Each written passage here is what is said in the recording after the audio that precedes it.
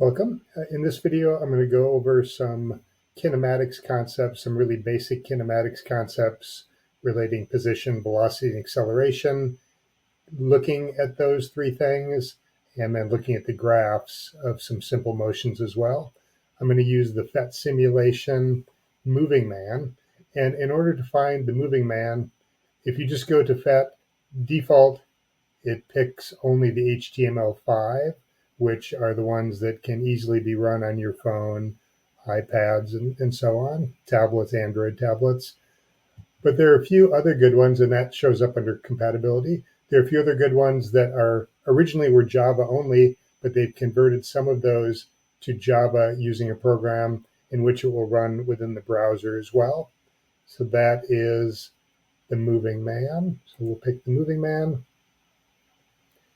and play, and it gives us two options: download the legacy Java version, do the browser compatible version. So that's the one we'll pick. It'll take about 10 seconds or so to get ready.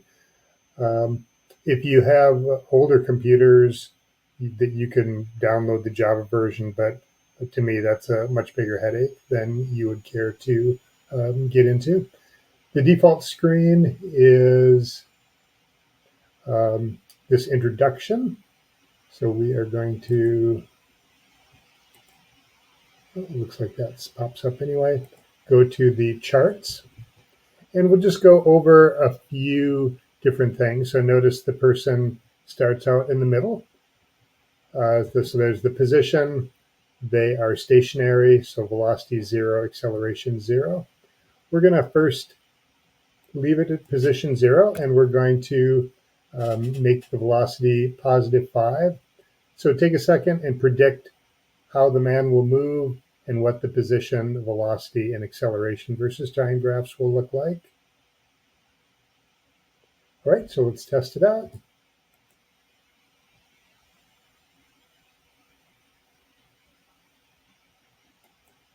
And I just stopped it before hitting the person hits the brick wall.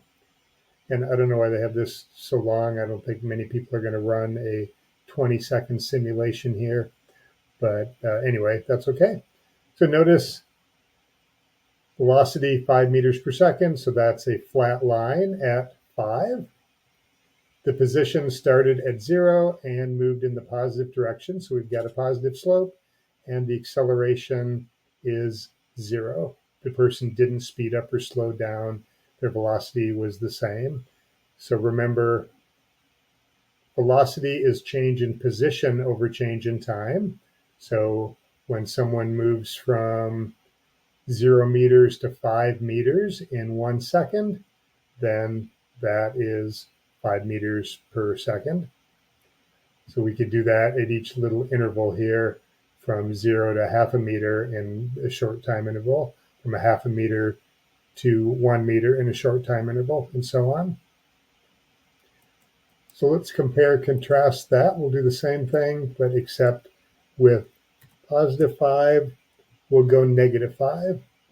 Think about how the graphs will look different.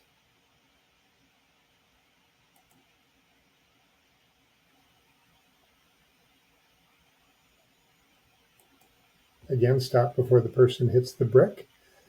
Notice two things that are noticeably different. One is the velocity is negative. So our velocity line, still constant, still flat, but now it's below 0, so -5.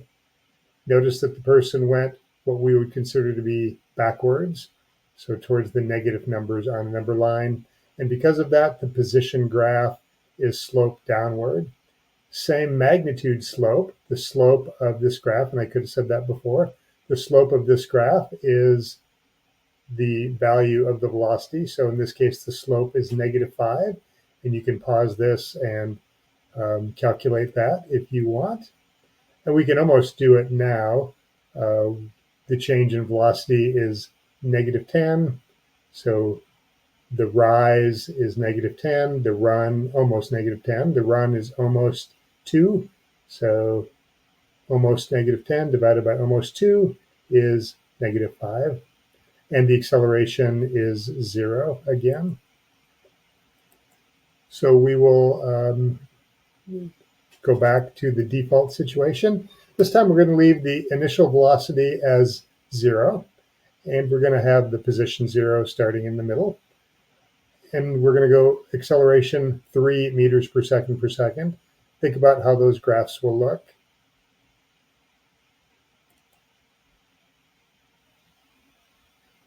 And I said, think about how the graphs will look. I should have also asked you to think about how the person moves in each of these as well. So notice that the velocity is increasing now. Started at 0, but because there's an acceleration, that means that there's a change in velocity.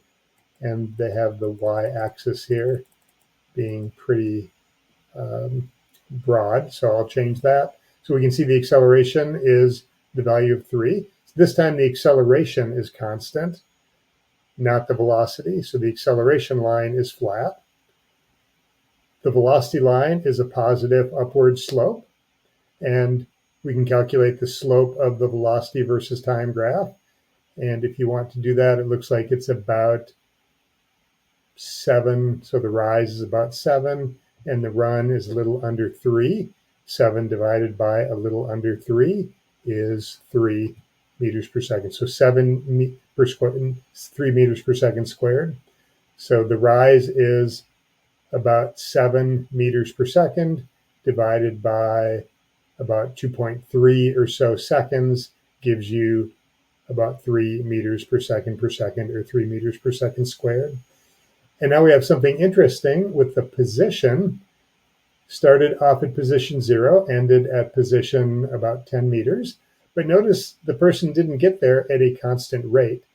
First, the person's motion changed very slowly. Took them a while to get to the 1 meter mark. Once they got to the 9 meter mark, though, it didn't take them very long at all to get to the 10 meter mark. So the slope of the position versus time graph is continually changing. Near the beginning of the motion, the slope is small, which corresponds to a small velocity. In the middle of the motion, the slope is medium, which corresponds to a medium velocity. And then at the end, the slope is large, comparatively speaking, which corresponds to a comparatively speaking large velocity. And then you saw how the person moved, crept along at the beginning, and slowly got faster and faster. So let's reset this again. And actually, one thing I wanted to, no, I won't say that quite yet. We'll have us think about it. So this time we've got the acceleration -3. So notice what is going to happen. Think about what's going to happen. What direction will the person move? What will the graphs look like? Here we go.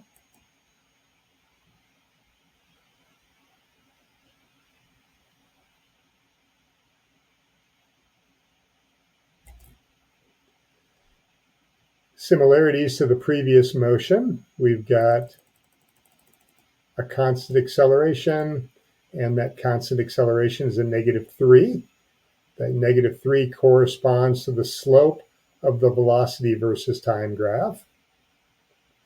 We noticed that the person started out slow and sped up throughout. Well, they started literally at 0, but then at the beginning, their velocity was close to 0, and then it got farther from 0. So we've got a small slope at the beginning, a medium slope in the middle, and a big slope at the end. But this time, notice the person was moving in the negative direction. So we've got a negative acceleration and a negative velocity. A lot of people think negative acceleration must mean slowing down. But notice in this case, the person was speeding up. That's because both the acceleration and the velocity were negative. When the acceleration and the velocity are the same sign, we get speeding up. And remember, before I started this little motion, I was going to say something, but then I decided not to. The previous motion, when we had a positive acceleration, the person was moving to the right, we had a positive velocity. So positive velocity, positive acceleration means speeding up.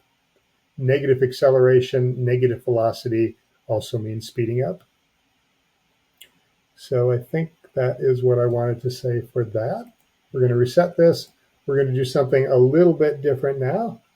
We're going to keep it at position x equals 0 to start with, but this time we're going to have a velocity of 5, an initial velocity of 5 meters per second, and an acceleration of -2. Predict what will happen with the graphs and how the person's motion will look. Here we go.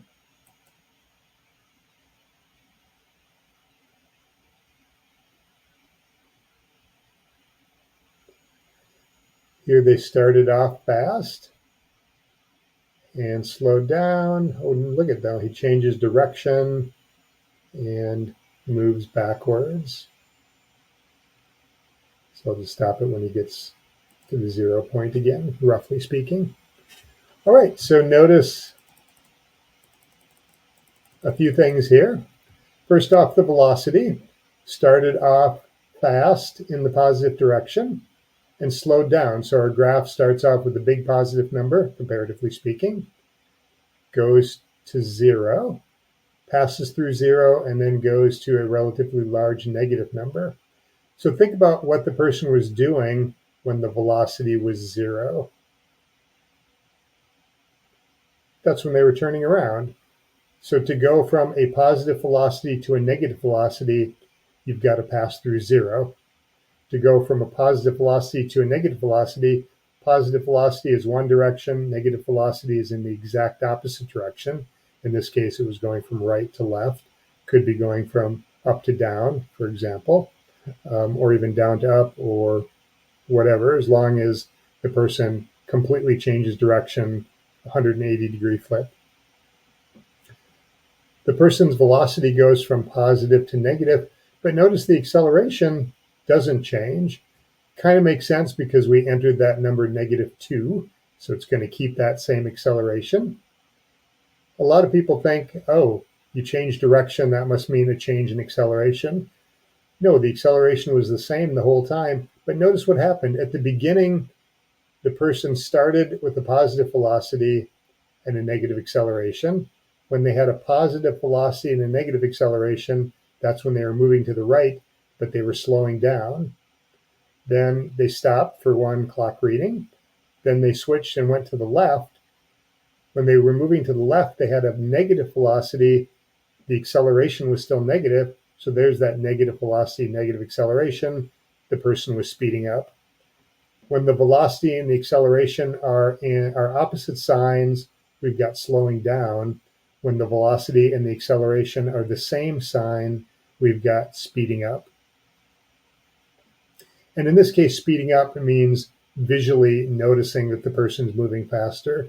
Doesn't matter what the sign is. If you're going from -1 meter per second to -5 meters per second, you're speeding up, because watching that person, you see them going slow at -1 meter per second and fast, relatively speaking, at -5 meters per second. Notice what happened to the position.